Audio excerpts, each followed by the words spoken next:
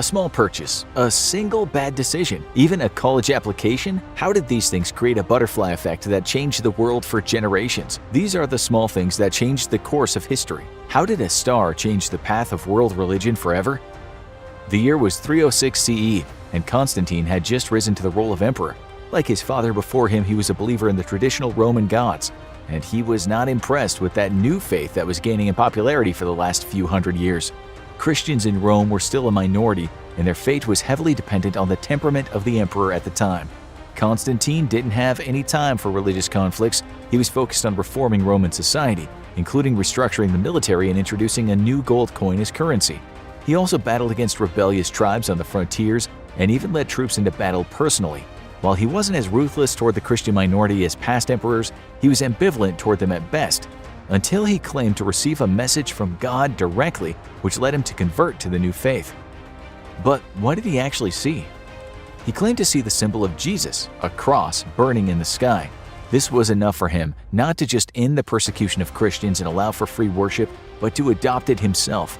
He was baptized later in his reign as emperor, returned confiscated property to the church, and declared Sunday a day of rest for the citizens of Rome. This put the might of the entire Roman Empire behind Christianity, leading to the rise of the Roman Catholic Church, which became the greatest religious power in Europe for over a millennium, even once the Roman Empire was no more. And it all happened because Constantine likely saw not a message from God, but a celestial body, possibly a star, but modern scientists think it was likely a comet or a meteor sailing through the sky. Much of what we know as modern religion, including the evolution of faiths that developed from Christianity, likely happened because Constantine was looking up at the exact moment. Sometimes a death at the exact wrong time can stop an empire in its tracks. The name Genghis Khan still strikes fear in many people's hearts almost 1,000 years later, but another Mongol leader might have had as big of an impact. His son, Ogedei Khan, isn't quite as recognized as his father, but he might have been as strong as a military commander, if not better, and more ruthless in the treatment of his enemies. During the time as the leader of the Mongol Empire, they spread out and conquered not just Central Asia but much of China and major areas of Europe. They were one of the most powerful military forces in the world at the time, and it was entirely possible that they could have eventually conquered all of Asia and Europe. From there, who knows? With the riches they were gaining, they could have easily built a naval fleet that would allow them to travel to other continents. But there was one thing Ogedei Khan couldn't plan for. Just like his father, he was mortal. And when the end came, everything fell apart. Ogedei died not in a heroic battle, but due to persistent problems with his digestive tract. The infamously ruthless ruler was felled by tummy trouble, and the norms of Mongols meant that they had to retreat back home to conduct the election to pick a new Khan.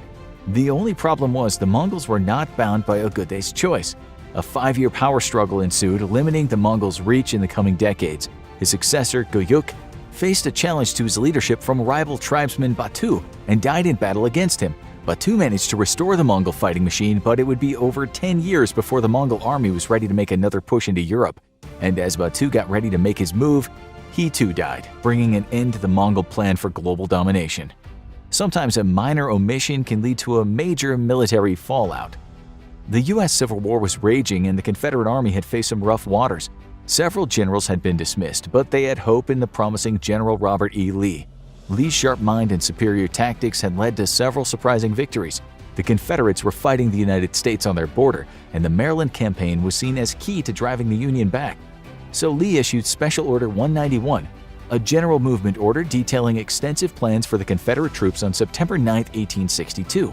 The key was a plan to capture Harper's Ferry, and it was to be distributed to several Confederate generals.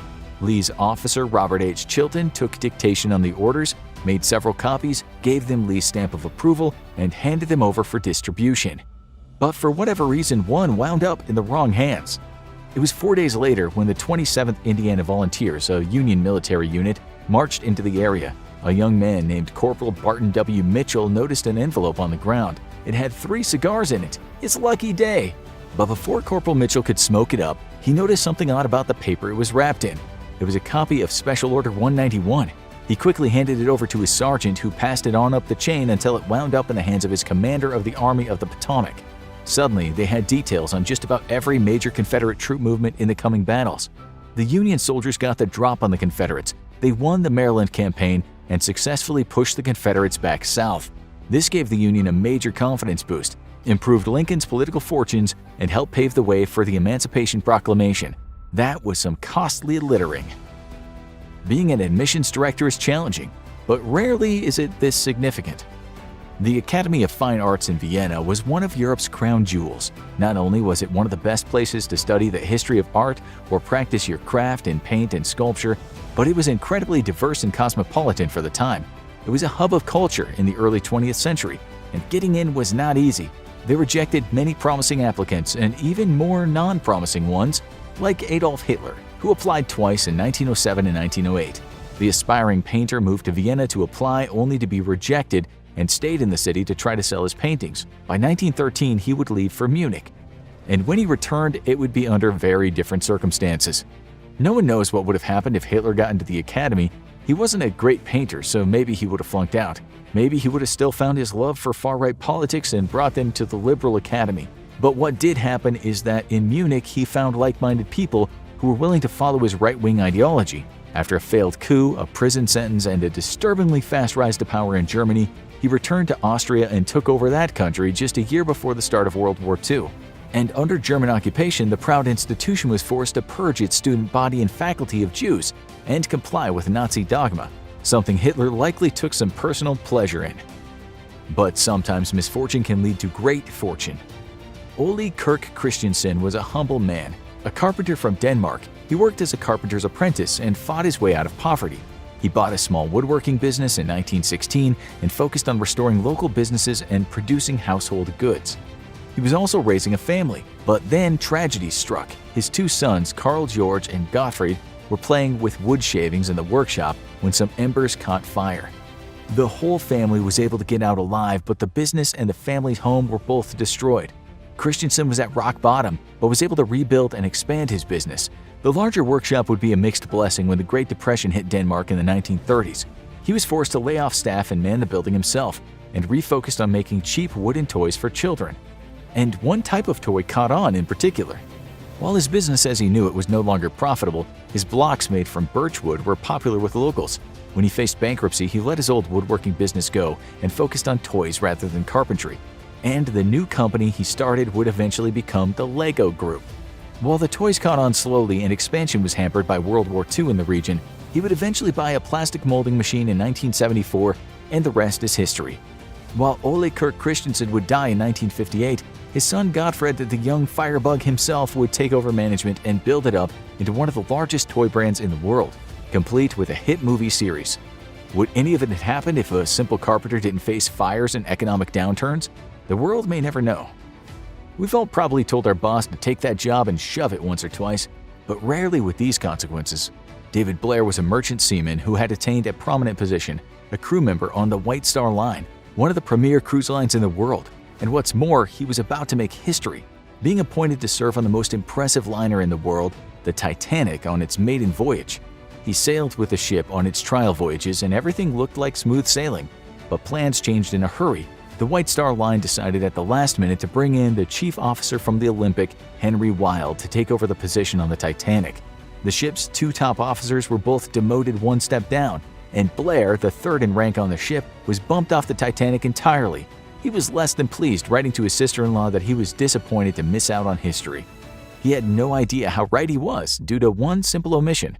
Blair had switched ships in a hurry, and when he vacated the Titanic, he left with one important item: the key to the crow's nest locker. The locker kept the binoculars that the lookouts would use locked securely away, which raised the question: if the lookouts had the binoculars available, would they have been able to see a certain iceberg coming? David Blair's absent-minded pocketing of the Titanic's key was brought up during the many inquiries about the deadly sinking, and the lookouts on duty said they were told there would be no binoculars available. Was this part of the plan, or simply a story the company came up with after the fact? While Blair continued his career after the Titanic's sinking, even becoming a hero when he jumped into the water to rescue a drowning man a year later, the key remained in the people's minds. His daughter eventually donated it to the International Sailors Society, where it was purchased by Chinese investors. How could a slight change in route accidentally cause World War I? The events that led to the assassination of Archduke Franz Ferdinand were a long time in the making, but they almost never happened. The presumptive heir to the Austro-Hungarian throne was seen as a representative of the empire's power. A group of young radicals was ready to take action with the hope of advancing their cause for independence. 6 conspirators of Bosnian descent plotted to assassinate the Archduke and his wife as they visited Sarajevo, and they planned it ruthlessly. The group had bombs, pistols, and worked through a network of safe houses in the city. The 6 assassins were placed among the motorcade route, but when they made their move, things started to go wrong. One assassin threw a bomb at the Archduke's car, but it bounced off and damaged the car behind it. The motorcade sped up and safely delivered the Archduke to his destination at Town Hall. The plot had been an embarrassing failure so far. The rattled Archduke gave his speech, and security team decided to visit the wounded in the hospital. Gavrilo Princip, one of the assassins who had gotten away in the initial chaos, staked out a position in front of a local sandwich shop. Was he planning out the Archduke's route, or was he just stress-eating? The world will never know, but what we do know is that the Archduke's car turned onto the wrong street, stopping in front of the sandwich shop as it tried to reverse. That gave Princip the opportunity he needed, and the young assassin quickly did what the complex terror attack before failed to. He stepped up to the car and shot both the Archduke and his wife at close range. The 2 were fatally wounded. Princip was arrested, and Serbia was soon engulfed in a diplomatic crisis. Austria-Hungary would soon declare war on Serbia, Germany would take their side, and the second most brutal war in history would start. Maybe because one assassin was hungry that day. Sometimes events take decades to play out. In the early 20th century, Vietnam was under French occupation. Like many countries around the world, it was a colonial holding and the country's natural resources were exploited. But a growing youth movement for independence was building, and many of them traveled around the world. One of them was Ho Chi Minh, who came from a middle-class family and had the opportunity to live abroad. While he visited France and Britain during the 1910s, he found one place he connected with more than any other: the United States. He worked as a chef in Boston and developed a love for the country, so much so that he even thought that its leader could help the country. As the world restructured itself in the aftermath of the First World War, Ho Chi Minh saw a similarity between his own country's battle for independence and the one the U.S. fought in 1776. Perhaps the President Woodrow Wilson would support his cause. What could go wrong? Ho Chi Minh penned a passionate letter to Wilson amid the backdrop of the 1919 Versailles Peace Conference. No one is sure what happened next, but we do know that he never received a response. Maybe Wilson didn't support his cause. Maybe he was preoccupied and his team never gave him the petition. Maybe he was in poor health due to a stroke he suffered in the middle of the lengthy negotiations. One thing's for sure, Ho Chi Minh did not maintain his love for the United States after this snub. In the 1920s, he became a communist and turned his focus to revolution during the 1940s. While he did briefly work with the United States in the aftermath of the Second World War, it's impossible to look at the eventual consequences of the Vietnam War and wonder, what if Wilson had responded to that letter? Speaking of World War II, how did a birthday party help turn the tide of a war? It was do-or-die time for the Allies. A possible victory against Hitler had become a bleak concept, with the Nazis occupying much of mainland Europe and viciously bombing Great Britain. But now they had new hope. The Americans were coming. Hitler had foolishly declared war on the USA in solidarity with Japan after the bombing of Pearl Harbor, and now the entire war would hinge on one critical battle, D-Day, the storming of the beaches of Normandy. But the Americans were coming into rough waters. They were entering into enemy territory, and worst of all, they would be facing one of the most ruthless and brilliant generals in history, the German warrior Erwin Rommel, also known as the Desert Fox. But the Americans who landed didn't find the well-oiled German war machine that day. In fact, the Nazis' army seemed to be unprepared for them. Where was the Desert Fox? It turned out it was his wife's birthday, and he had been given leave to attend her party. Complicating things further, the commander of the feared 21st Panzer Division was away from the battlefield as well, spending time in Paris with his mistress. While the Americans still sustained heavy losses and faced brutal conditions as they headed into France, they were able to establish a beachhead in the country and move into Europe from there. Rommel's feared war machine never quite deterred the Americans, and the losses only enraged Hitler further, weakening the Nazi hold on Europe and eventually leading to many generals, including Rommel, plotting to remove the Nazi leader from power. Did the Americans know Rommel would likely be absent when they set the date of the invasion? It's unknown, but the date of Lucy Rommel's birth might have boosted the Allies when they needed it most. It wasn't the only time a vacation saved millions of lives. Alexander Fleming was hard at work studying the nature of microorganisms and diseases. During the First World War, he was key in trying to minimize casualties by developing antiseptics that would prevent infection while not injuring the patients more severely. However, his innovations weren't fully adopted by the military. He would later discover the natural antimicrobial enzyme lysozyme. and increase understanding of our immune system. But his greatest discovery would come by accident. In 1927, he was experimenting with staph bacteria and took 2 weeks off to spend a vacation with his family. When he returned, he noticed that one of the samples had developed a fungus, contaminating the sample. Or so he thought. On further inspection, he discovered that the fungi hadn't just surrounded the bacteria, it had killed the staph bacteria. He investigated the mold and found it was from the genus Penicillium. Working on cultivating it, it became clear that this mold had a powerful inhibiting effect on bacteria, far better than any antibiotic substance discovered up to this point. When he published a paper on his findings, reaction was slow.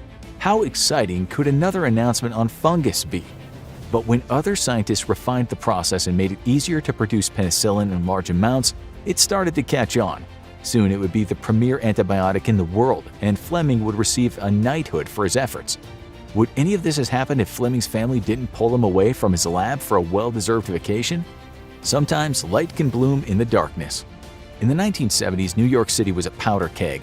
A poor economy, high crime, and a presidential administration that wasn't interested in helping set the city up for disaster. And disaster arrived on July 13, 1977.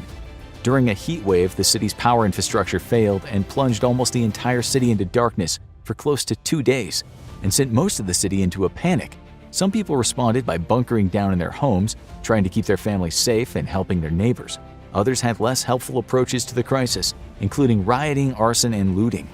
It was one of the worst days for crime in the city's history, with 134 stores looted, 45 stores set ablaze, and over 500 police officers injured, and over 4,000 looters ultimately arrested. But many looters got away with it, and some took some interesting items. While many of the rioters just took whatever they could, others used the opportunity to grab items that they had their eyes on for a while from already looted stores, including a young man named Curtis Brown, only 17 years old at the time. He admitted he stole a sound mixer from a music store and used it to launch his career as a hip-hop DJ, one of the pioneers in the field. Many people in the field say that there seemed to be a lot more DJs after the blackout, although others say the impact of the blackout is overstated on hip-hop's launch. Brown soon took on the stage name Grandmaster Caz and went on to influence legends of music including Will Smith and Jay-Z. While the blackout waged a terrible toll on New York City, some used it to help launch a new genre of music that changed the world. Sometimes a misspoken word can change the course of history. The year was 1989, and the Iron Curtain was still high over Europe, dividing it between the spheres of influence of NATO and the Soviet Union. Nowhere was this more evident than in Germany, where the country was split down the middle between a democracy and a communist dictatorship, divided by a powerful wall in the city of Berlin. As the Soviet Union began to falter and liberalize its policies, many Germans demanded freedom of travel between the two sides, especially with many families split down the middle by the wall. Günter Schabowski had the unenviable job of calming the tension one November day. There had just been a change in leadership, and Schabowski was the new spokesman, addressing policy changes. The government issued new travel rules, liberalizing border controls, and he was in charge of explaining them to the people. To say he did not do a great job would be putting it lightly. While the regulations made it easier to travel between the two sides of Germany, Schabowski mistakenly said that all travel regulations were suspended. This led to mass jubilation, and then mass outrage as people realized it wasn't the case. Soon, huge numbers of East Berlin residents were at the wall, demanding to be let through. The guards were massively outnumbered and had no choice but to start letting people through the gates. A spontaneous celebration erupted, where citizens began taking down the wall piece by piece, with many taking bits of the wall as souvenirs. The images went around the world, and it was the biggest sign yet that the Soviet Union was on its last legs. Sure enough, a few years later, an attempted coup against Mikhail Gorbachev's moderate leadership by communist radicals was foiled, and Gorbachev was replaced by Russia's first democratically elected leader. In some cases, one hit can change the sports world. Drew Bledsoe was a strong quarterback, and while he never won a Super Bowl for the Patriots, he had led them to the playoffs 4 times and even became the youngest player ever named to the All-Star game. In 2001, the season was off to a bad start as the Patriots had dropped their first game to the Cincinnati Bengals. In their second game against the New York Jets, Bledsoe was hit by Jets linebacker Mo Lewis, just as Jets defensive end Sean Ellis knocked Bledsoe off balance. Bledsoe seemed to have suffered a concussion, but after the game it became clear that he was much more seriously injured. He had suffered a near-fatal tear in a blood vessel in his chest and was bleeding internally. He underwent emergency surgery and the doctors managed to save his life, but he would be out of action for a long time. The Patriots' backup quarterback got the call up, an unknown by the name of Tom Brady. While Brady was unable to win the second game of the season, he led the Patriots to victory in the third game and eventually took the Patriots from an opening record of 0-2 to a final record of 11-5, good enough for the playoffs. The team tore through the opposition and won the Super Bowl that year, with Bledsoe eventually playing again as Brady's backup during the playoffs. However, Brady was now the new starter and would lead the Patriots to one of the greatest football dynasties of all time. And it almost never happened. He was barely drafted into the NFL in the first place and was unlikely to be traded to any other team if Bledsoe didn't get injured. While neither man committed any violation of the rules, Lewis and Ellis's bad timing led to the rise of one of the NFL's greatest legends, who would torment the Jets for the next 25 years. How did a bad marriage lead to the rise of a president? The year was 2004 and Jack Ryan was riding high. The former investment banker for Goldman Sachs had a net worth in the tens of millions, and now he wanted to parlay that wealth into a United States Senate seat from Illinois. He easily won the Republican nomination on a moderate platform and had high hopes for the fall. His opponent was a state senator who had recently lost a congressional race, and while Illinois leaned to the Democratic side, Ryan had the cash to swamp his opponent. There was just one problem. Ryan was the ex-husband of the popular Star Trek actress Jeri Ryan, and the two waged a nasty custody battle in 1999. The records were sealed, but as he ran for office, his opponents petitioned for them to be released. It was revealed that Jack Ryan had been emotionally abusive to his wife, wanted her to engage in public sex with him, and liked to visit sex clubs. Needless to say, the reaction was swift. Jack Ryan had an image as a wholesome family values candidate, and the disclosures blew that up. He immediately lost support of the party, and less than a week later, he was forced to drop out. The Republicans needed a new candidate, and they settled on Alan Keyes, a controversial political pundit without long roots in Illinois. And that's how Illinois State Senator Barack Obama went from being in a tough race against a powerhouse millionaire to essentially being able to walk into the Senate. That same year, he got a key speech at the Democratic National Convention, which made him a rising star. And only 4 years later, he was elected President of the United States. And his path to get there was a lot smoother because 10 years earlier, Jack Ryan had some dirty habits. But maybe no modern move had more political implications than what one TV executive did in the early 2000s. As the 2000s dawned, NBC was riding high and its new president, Jeff Zucker, was inheriting a lot of success. But there was trouble brewing. The network's signature Thursday night must-see TV comedy block was a shadow of its former self. Seinfeld was gone, Friends was getting close to the end of its run, and few of the replacements were catching on. Remember Veronica's Closet? Working? Yeah, us either. NBC needed something new to catch the public's eye, and they got their opening from their rival CBS. The show Survivor was the hottest thing on TV, and suddenly everyone wanted their own reality TV competition. Zucker decided to follow suit, but he'd give his shows an NBC superstar twist. The two hosts he picked would have world-altering implications. The first of the two big NBC reality TV hits of the early 2000s was Fear Factor, a gross-out stunt show that had contestants eating bugs and riding on moving cars to earn money. Critics hated it, and audiences loved it. And to host the show, Zucker picked former news radio comedian and UFC commentator Joe Rogan. And then there was The Apprentice, a business-based competition where job seekers competed to earn a position with a prominent real-life businessman. The host of The Apprentice would be the colorful New York real estate magnate Donald Trump. Neither Rogan nor Trump were obscure before being hired, but the two gained massive new exposure from the shows. Rogan parlayed his success into becoming one of the world's most successful and controversial podcasters, and as for Trump, well, you know the rest. For major effects on the future of the world, check out The Worst Days in the History of the World, or watch how Agent 355 changed the course of the American Revolution for another key turning point.